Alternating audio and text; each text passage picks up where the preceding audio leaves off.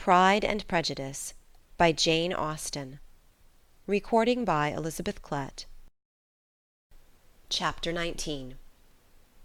The next day opened a new scene at Longbourn. Mr. Collins made his declaration in form. Having resolved to do it without loss of time, as his leave of absence extended only to the following Saturday, and having no feelings of diffidence to make it distressing to himself even at the moment, he set about it in a very orderly manner, with all the observances which he supposed a regular part of the business. On finding Mrs. Bennet, Elizabeth, and one of the younger girls together soon after breakfast, he addressed the mother in these words: "May I hope, madam, for your interest with your fair daughter Elizabeth, when I solicit for the honour of a private audience with her in the course of this morning?" Before Elizabeth had time for anything but a blush of surprise, Mrs. Bennet answered instantly, "Oh dear, yes, certainly. I am sure Lizzie will be very happy. I am sure she can have no objection. Come, Kitty, I want you upstairs." And gathering her work together, she was hastening away when Elizabeth called out, "Dear madam, do not go. I beg you will not go. Mr. Collins must excuse me. He can have nothing to say to me that anybody need not hear. I am going away myself." "No, no, nonsense, Lizzie. I desire you to stay where you are." And upon Elizabeth seeming really with vexed and embarrassed looks about to escape, she added, "Lizzie, I insist upon your staying and hearing Mr. Collins." Elizabeth would not oppose such an injunction, and a moment's consideration making her also sensible that it would be wisest to get it over as soon and as quietly as possible, she sat down again and tried to conceal, by incessant employment, the feelings which were divided between distress and diversion. Mrs. Bennet and Kitty walked off, and as soon as they were gone, Mr. Collins began. "Believe me, my dear Miss Elizabeth, that your modesty, so far from doing you any disservice, rather adds to your other perfections. You would have been less amiable in my eyes had there not been this little unwillingness. But allow me to assure you that I have your respected mother's permission for this address. You can hardly doubt the purport of my discourse. However your natural delicacy may lead you to dissemble, my attentions have been too marked to be mistaken. Almost as soon as I entered the house, I singled you out as the companion of my future life. But before I am run away with by my feelings on this subject, perhaps it would be advisable for me to state my reasons for marrying, and moreover for coming into Hertfordshire with the design of selecting a wife, as I certainly did." The idea of Mr. Collins, with all his solemn composure, being run away with by his feelings, made Elizabeth so near laughing that she could not use the short pause he allowed in any attempt to stop him further, and he continued, "My reasons for marrying are, first, that I think it a right thing for every clergyman in easy circumstances, like myself, to set the example of matrimony in his parish. Secondly, that I am convinced that it will add very greatly to my happiness. And thirdly, which perhaps I ought to have mentioned earlier, that it is the particular advice and recommendation of the very noble lady whom I have the honour of calling patroness. Twice she has condescended to give me her opinion, unasked too, on this subject. And it was but the very Saturday night before I left Hunsford, between our pools at quadrille, while Mrs. Jenkinson was arranging Miss de Bourgh's footstool, that she said, 'Mr. Collins, you must marry. A clergyman like you must marry. Choose properly, choose a gentlewoman for my sake, and for your own, let her be an active, useful sort of person, not brought up high, but able to make a small income go a good way. This is my advice.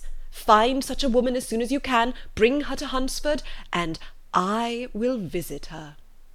Allow me, by the way, to observe, my fair cousin, that I do not reckon the notice and kindness of Lady Catherine de Bourgh as among the least of the advantages in my power to offer.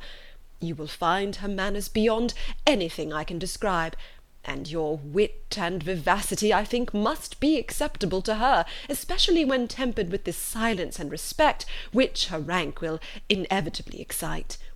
Thus much for my general intention in favour of matrimony. It remains to be told why my views were directed towards Longbourn instead of my own neighbourhood, where I can assure you there are many amiable young women.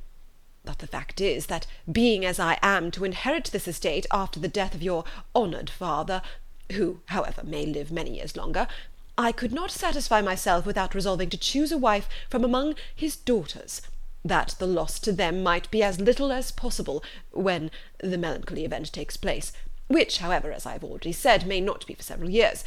This has been my motive, my fair cousin, and I flatter myself it will not sink me in your esteem.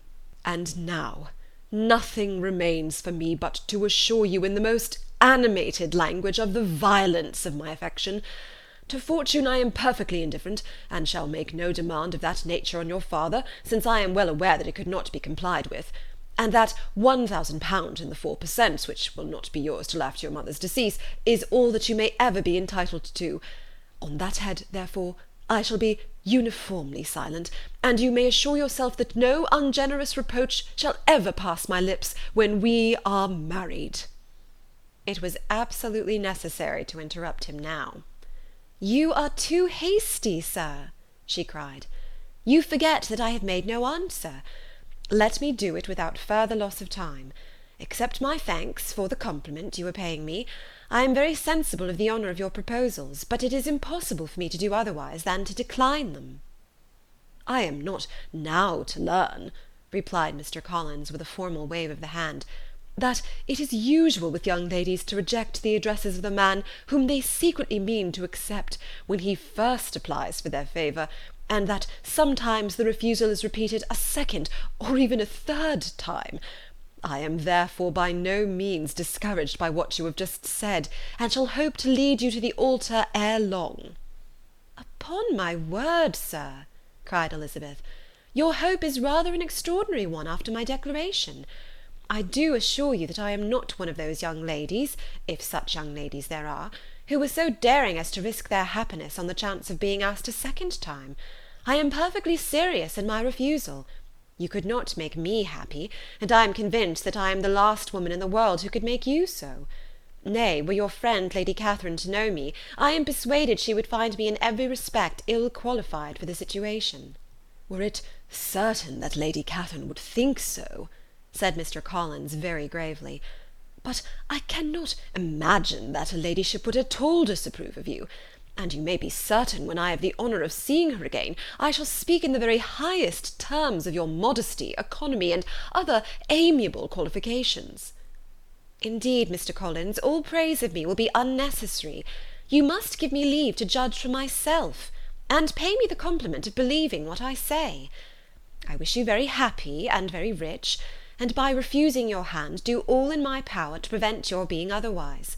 In making me the offer, you must have satisfied the delicacy of your feelings with regard to my family, and may take possession of Longbourn estate wherever it falls, without any self-reproach.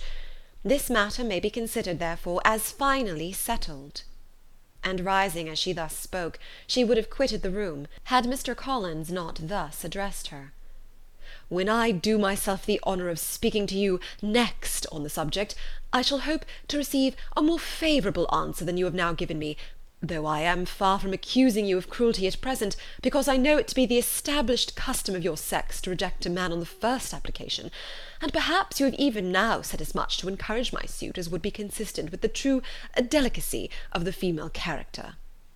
"Really, Mr. Collins," cried Elizabeth with some warmth, "you puzzle me exceedingly.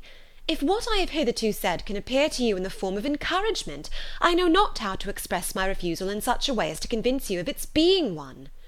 "You must give me leave to flatter myself, my dear cousin, that your refusal of my addresses is merely words of course. My reasons for believing it are briefly these. It does not appear to me that my hand is unworthy your acceptance, or that the establishment I can offer would be any other than highly desirable. My situation in life, my connections with the family of de Bourgh, and my relationship to your own, are circumstances highly in my favour, and you should take it into further consideration that, in spite of your manifold attractions, it is by no means certain that another offer of marriage may ever be made you. Your portion is unhappily so small, that it will in all likelihood undo the effects of your loveliness and amiable qualifications. As I must therefore conclude that you are not serious in your rejection of me, I shall choose to attribute it to your wish of increasing my love by suspense, according to the usual practice of elegant females. I do assure you, sir, that I have no pretensions whatever to that kind of elegance which consists in tormenting a respectable man. I would rather be paid the compliment of being believed sincere. I thank you again and again for the honour you have done me in your proposals, but to accept them is absolutely impossible. My feelings in every respect forbid it. Can I speak plainer? Do not consider me now as an elegant female intending to plague you, but as a rational creature, speaking the truth from her heart. You are uniformly charming, cried he, with an air of awkward gallantry, and I am persuaded that when sanctioned by the express authority of both your excellent parents, my proposal will not fail of being acceptable.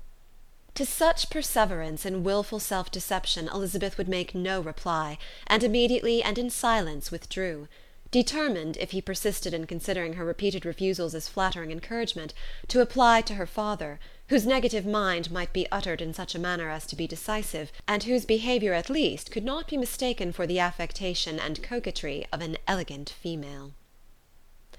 Chapter 19.